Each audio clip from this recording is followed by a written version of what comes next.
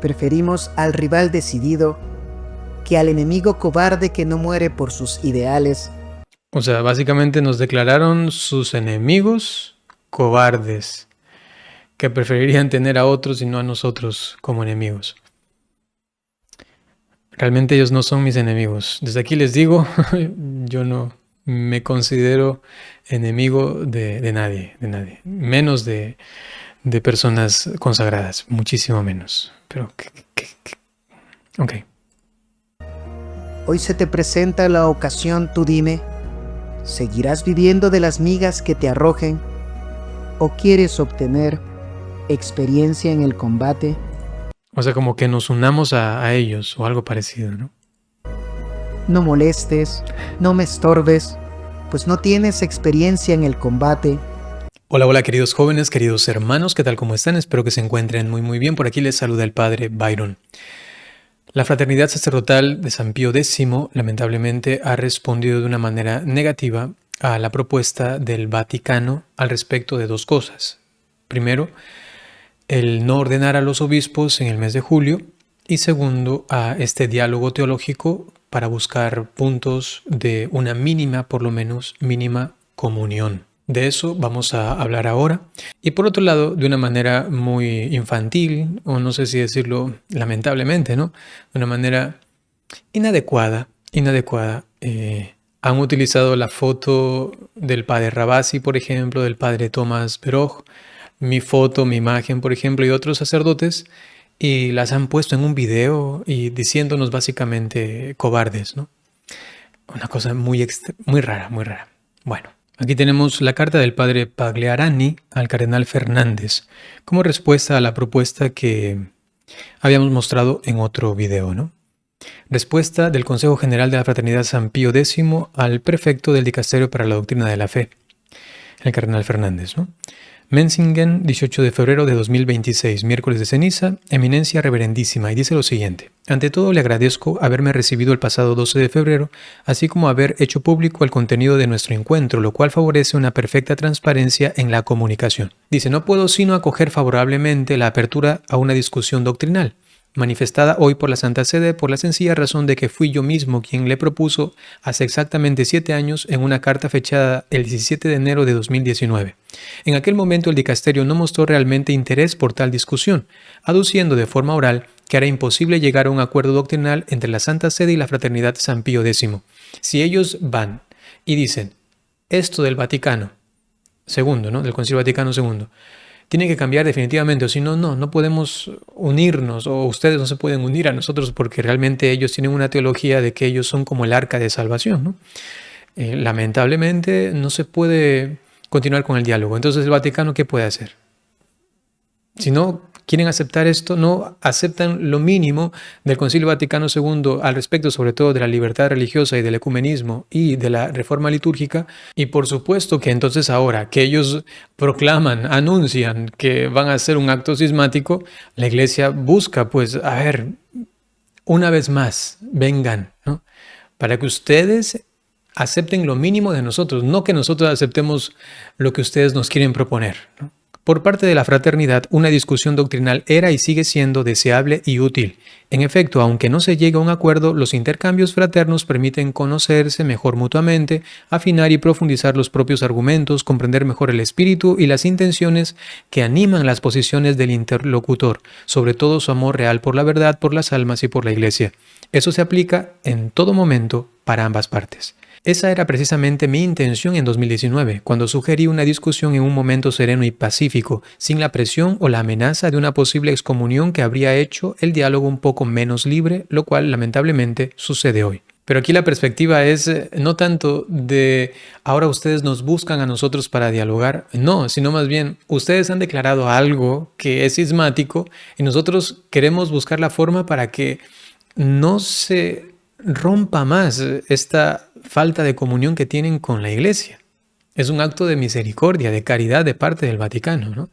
Pero la perspectiva de ellos es ahora con este marco de amenaza, pues entonces, ¿cómo se va a dar este diálogo? No va a ser tan libre como nosotros proponíamos antes. Antes, no aceptando ellos lo que, por ejemplo, propuso el cardenal Müller al respecto de lo mínimo, que es básicamente la profesión de fe, las enseñanzas del Vaticano II y también la aceptación de la reforma litúrgica. O sea, que ellos digan la misa es legítima, es válida, es lícita totalmente, ¿no? Y no como en algunos portales oficiales de ellos dicen que acudir a nuestras misas es peligroso para las almas y es preferible que no vayas a misa el domingo a nuestras celebraciones, ¿no? O sea, eso es cismático, hay un pensamiento cismático. De eso vamos a hablar después. Un momentito, vamos a avanzar, porque si no, no lo hacemos.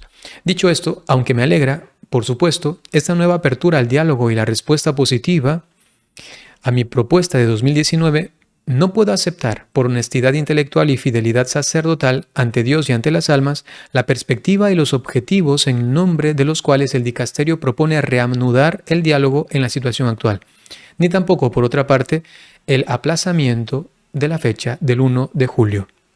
O sea, básicamente, en esos términos, reanudar el diálogo no tiene sentido. No tiene sentido. Y segundo, pues, el aplazar la fecha de las ordenaciones episcopales, el 1 de julio, tampoco eso no se puede hacer. Listo. Allí están ellos mismos declarando sentencia, ¿no? Evidentemente falta la respuesta del Vaticano, tienen la última palabra. Sin embargo, ya su postura es lamentablemente más acentuadamente cismática, ¿no? Les expongo respetuosamente las razones a las que añadiré algunas consideraciones complementarias. Primero, ambos sabemos de antemano que no podemos ponernos de acuerdo en materia doctrinal. Recuerden, sobre todo es una cuestión doctrinal, no solamente jurídica, como a veces se suele como popularmente divulgar, ¿no? Es solamente una cuestión jurídica, es solamente una cuestión canónica. No, sobre todo la parte neurálgica es doctrinal, ¿sí? Y aquí él mismo lo expone. No podemos ponernos de acuerdo en materia doctrinal, especialmente en lo que se refiere a las orientaciones fundamentales adoptadas desde el Concilio Vaticano II. Este desacuerdo, por parte de la fraternidad, no constituye una simple divergencia de opiniones, sino un verdadero caso de conciencia nacido de lo que resulta ser una ruptura con la tradición de la Iglesia. Ellos interpretan el Concilio Vaticano II en esta hermenéutica de la ruptura. El Papa Benedicto XVI, que ha sido para mí el que mejor ha entendido cómo se debe interpretar el Concilio Vaticano II, él aplica la hermenéutica de la continuidad. Es decir, que no hay ruptura, pero sí hay un desarrollo. Y esto pues sería otro tema y eso es una cuestión teológica que no es fácil divulgarla. Y para ello mejor es ir a libros y estudiar, y si hay alguna charla, algún diálogo teológico, pues es el marco en el que se puede profundizar, ¿no? Lamentablemente, este complejo nudo se ha vuelto aún más inextricable con los desarrollos doctrinales y pastorales surgidos durante los últimos pontificados. Por lo tanto, no veo cómo un proceso de diálogo común podría conducir a determinar conjuntamente cuáles serían los mínimos necesarios para la plena comunión con la Iglesia Católica, ya que, como usted mismo ha recordado con franqueza, los textos del concilio no pueden ser corregidos ni puede cuestionarse la legitimidad de la reforma litúrgica. Allí está claro, pienso que se entiende. Segundo, aquí hacen una explicación de por qué, básicamente no, los textos del Concilio Vaticano II no pueden ser acogidos por ellos porque ya básicamente han sido interpretados y han sido aplicados en la Iglesia Católica y para ellos esto no tiene pues un fundamento sólido y según su interpretación pues son inaceptables para la tradición. Básicamente eso, son inaceptables, así que la Iglesia Católica a la que tú asistes, de la cual yo soy parte, esa Iglesia Católica está yendo por un rumbo que no es el de Dios, ¿sí? Que no es el de la tradición, que ha roto con la Iglesia de siempre y pues ellos sí lo han conservado y ellos son básicamente la Iglesia verdadera, ¿no? Ellos no lo van a decir así abiertamente, aunque hay algunos que sí lo han dicho, ¿no? El mismo Lefebvre, por ejemplo. Pero la vivencia suya es esto, ¿no? O sea, ellos se saben la Iglesia, el remanente, digamos así, un lenguaje un poco más divulgativo, y ellos conservan pues la verdadera doctrina y la Iglesia, básicamente, ¿no? La Iglesia. Si ustedes desean, les traigo rápidamente un libro que lo leí hace algunos meses sobre esto. Un momento, lo tengo aquí, se llama El error lefebrista, aquí seguramente lo alcanzan a ver, El error lefebrista, Subsidio misional para católicos perplejos con esperanzador epílogo. Del padre Federico Hayton les leo lo que dice un poquito de la introducción. Una fraternidad San Pío X canónicamente regular y que haya renunciado a sus errores protestantes será una enorme bendición para la Iglesia Universal, fuente de vocaciones, misiones y santificación de innumerables familias. Dios quiera que este libro sirva para ayudar a la pronta y plena regularización canónica de la fraternidad sacerdotal San Pío X. Por eso, el epílogo de este libro es un epílogo de esperanza. Pero con lo que están haciendo actualmente, parece que van por otro camino, ¿no? El punto 3, pues, hace un pequeño marco contextual y luego va directamente a lo siguiente. En efecto, la mano tendida para la apertura al diálogo va acompañada lamentablemente, de parte del Vaticano, de otra mano ya dispuesta a infligir sanciones. Se habla de ruptura de la comunión, de cisma y de graves consecuencias. Más aún, esta amenaza es ahora pública, lo cual crea una presión difícilmente compatible con un verdadero deseo de intercambios fraternos y de diálogo constructivo. Esto lo presentan como anticipo para luego entonces decir, pues no tenemos otra alternativa que la ordenación de estos sacerdotes para consagrar los obispos, ¿no? En el punto 4 se profundiza sobre esta imposibilidad de llegar como a una concordancia doctrinal, ¿no? Aquí dice, por lo tanto, no vemos cómo esos criterios podrían ser objeto de un discernimiento común mediante el diálogo, ni cómo podrían ser reevaluados hoy en día hasta el punto de no corresponder ya a lo que la tradición de la Iglesia siempre ha enseñado y que nosotros deseamos observar fielmente en nuestro lugar. O sea, nosotros conservamos la tradición, nosotros hacemos lo que la Iglesia de Cristo tendría que hacer y ustedes lamentablemente, es lo que nos está diciendo, ¿no? Ustedes lamentablemente están en otro rumbo. No son la Iglesia de siempre, ¿no? En el punto 5 abre el contexto de estos diálogos que ya hubo, ¿no? Y dice aquí, sin embargo, todo terminó porque hubo unos diálogos, lo que yo les mencionaba, la resolución final del cardenal Müller, todo terminó drásticamente con una decisión unilateral por parte del prefecto de la Congregación para la Doctrina de la Fe, el cardenal Müller, quien en junio de 2017 estableció solemnemente a su manera los mínimos necesarios para la plena comunión con la Iglesia Católica, incluyendo explícitamente todo el concilio y el posconcilio. Esto demuestra que si se insiste en un diálogo doctrinal demasiado forzado y sin la suficiente serenidad, a largo plazo, en lugar de obtener un resultado satisfactorio, solo se conseguirá agravar la situación. Así pues, ante la constatación compartida de que no podemos llegar a un acuerdo sobre la doctrina, me parece que el único punto en el que podemos coincidir es el de la caridad hacia las almas y hacia la Iglesia. Luego el comunicado carta procede a hacer una petición más bien. Yo tengo aquí los puntos anotados para no leerles todo. Pienso que esto fácilmente se puede resumir de la siguiente manera. La fraternidad afirma que no pide privilegios, no exige una regularización canónica inmediata, solo pide poder continuar administrando los sacramentos. Considera necesarias nuevas consagraciones episcopales para garantizar su continuidad. Desde su perspectiva, se trata de una necesidad pastoral y de supervivencia institucional. Y al final dicen algo que yo quisiera comentar. Durante la última década, el Papa Francisco y usted mismo ha abogado ampliamente por la escucha y la comprensión de las situaciones particulares, complejas, excepcionales, ajenas a los esquemas ordinarios. También han deseado que el derecho se utilice siempre de forma pastoral, flexible y razonable, sin pretender resolverlo todo con automatismos jurídicos y esquemas preestablecidos. La fraternidad no le pide otra cosa en este momento y sobre todo no lo pide para sí misma, lo solicita por esas almas, respecto de las cuales, como ya se ha prometido al Santo Padre, no tiene otra intención que hacerlas verdaderas hijas de la Iglesia romana. Esto para mí es algo que no está claro, o sea que no lo dicen claramente. Ellos consideran que nosotros, como he dicho en este video, estamos en otro rumbo.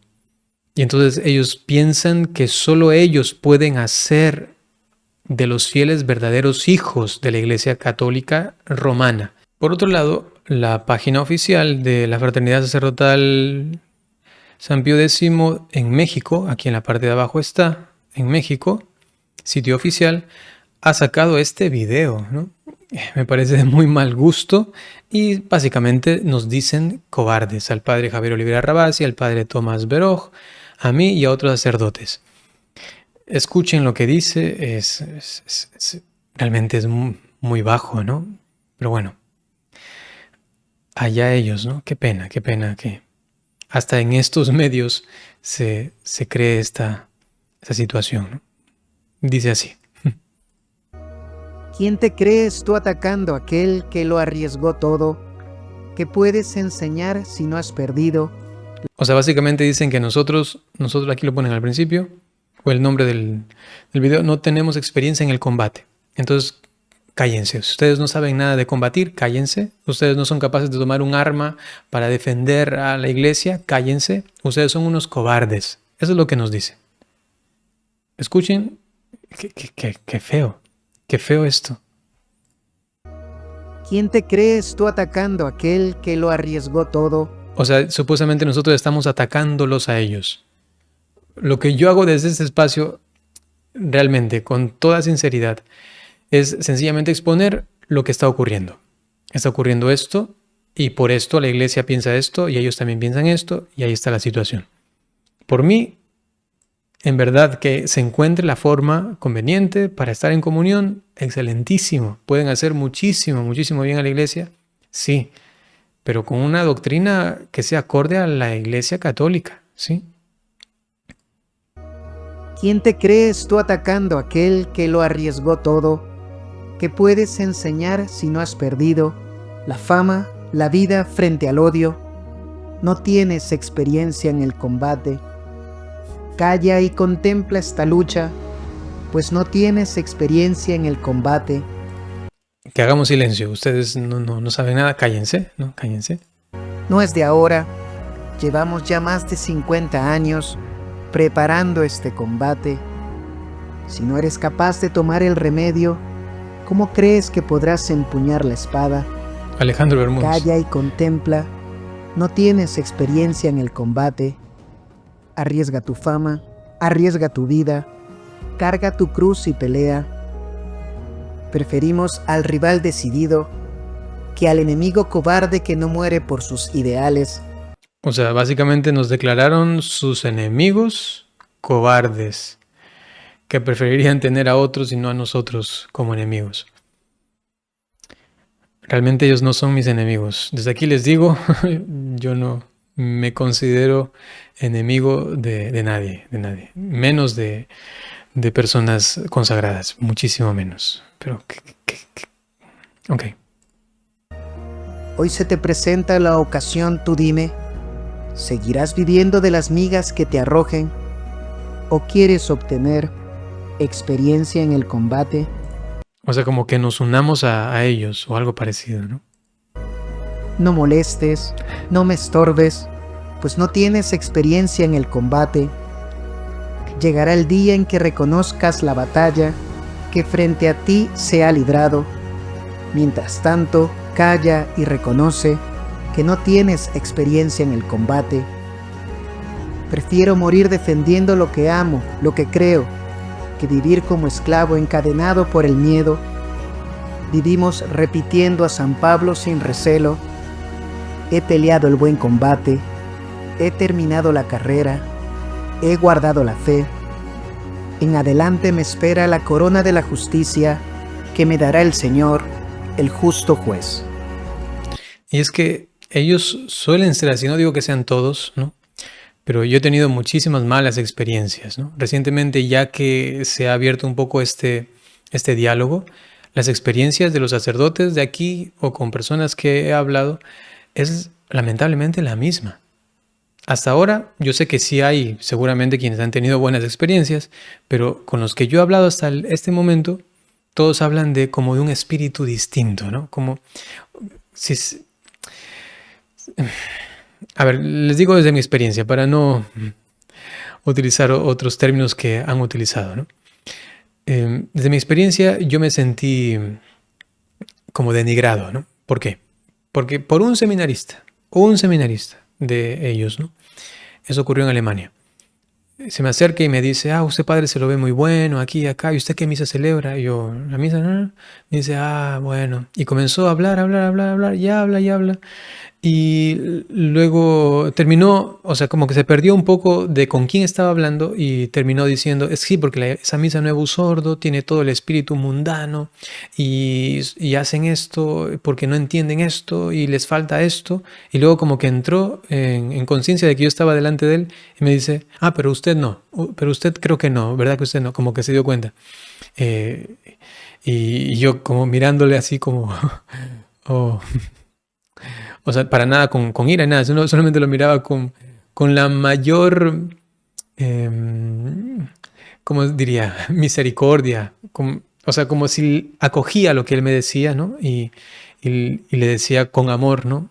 Eh, ¿Por qué hablas así? ¿no? ¿Por qué hablas así? ¿no? Y como que se dio cuenta, no, pero no, no. Y al final hasta me dio un beso en la mano, ¿no? Mm. Ese ambiente, esa forma, ¿no? He tenido otros encuentros también así y han sido muy lamentables, ¿no? O sea, como que ellos están por acá arriba y nosotros por acá abajo y acaso su sacerdocio sea válido, acaso sus misas sean válidas, ¿no? Y hay ahí toda una cuestión también interpretativa que hacen, ¿no? Es una cuestión que se fundamenta justamente en la doctrina que tienen al respecto de nosotros, cómo nos ven, digamos así, ¿no? Sin embargo, preferimos morir antes que ser cismáticos. Preferimos morir antes que vivir fuera de la Iglesia romana. Y entonces ellos permanecen en esta postura. Nosotros no vamos a cometer cisma. Vamos a permanecer con la Iglesia romana. Aunque sabemos que esa Iglesia romana actualmente está haciendo las cosas que no son acordes a la voluntad de Dios.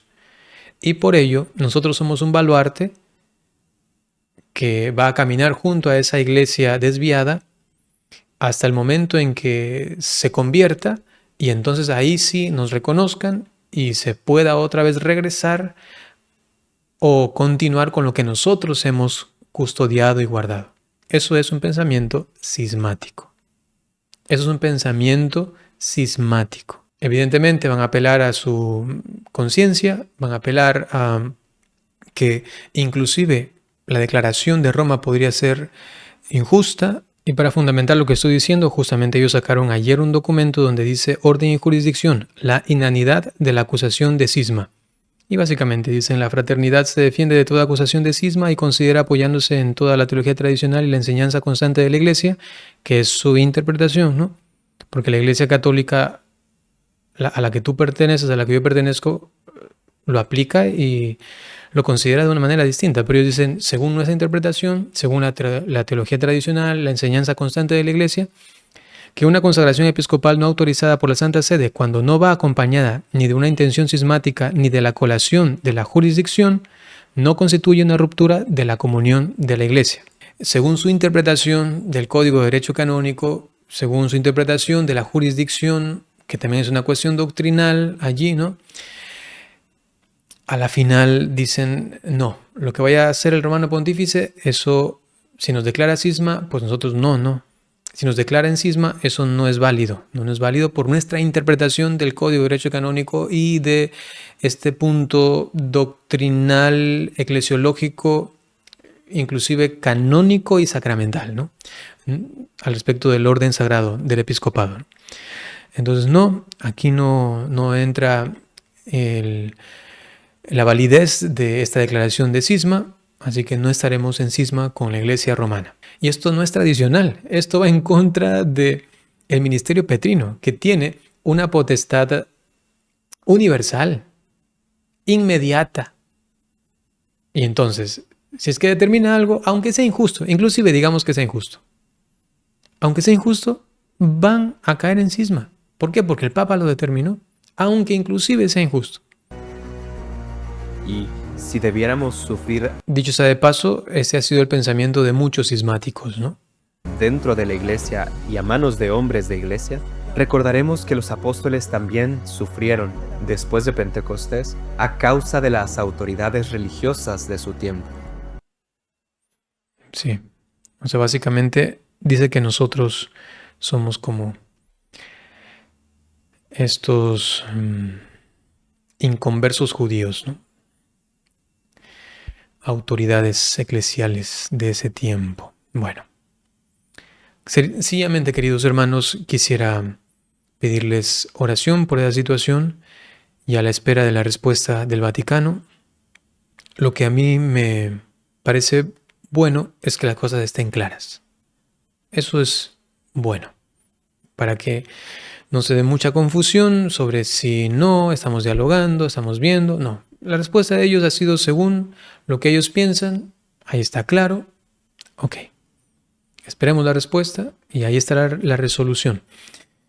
Vamos a pedir a nuestra Madre Santísima, a la Virgen María, que nos ayude a tener un corazón